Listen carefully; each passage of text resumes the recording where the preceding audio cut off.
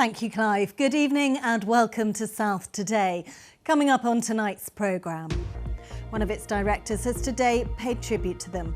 Also in tonight's programme. Hello, I'm Jo Kent. Tributes are being paid to a man from Poole who was killed by an Israeli airstrike on an aid convoy in Gaza, along with 6 colleagues. John Chapman and 2 other Britons were providing security for World Central Kitchen. The 3 men worked for a Poole-based firm called Solace Global, which was providing security personnel for the aid convoy. Well, our reporter Tom Hepworth has been following reaction to this story and he joins me in the studio now. Tom, what do we know about what happened?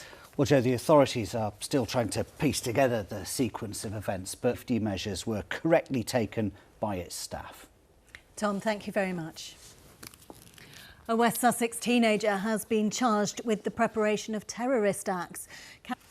A bogus taxi driver from Swindon who lured a lone woman into his car before raping her has been jailed more than a decade after committing a near-identical crime.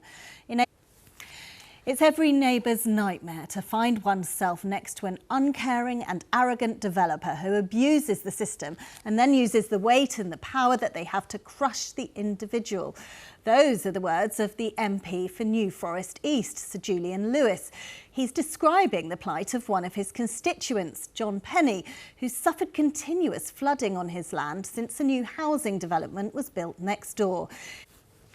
There are around 1.5 million people with learning disabilities in the UK. Some are able to live independently, while others need more support. Until now, there's been relatively little research into the challenges they face.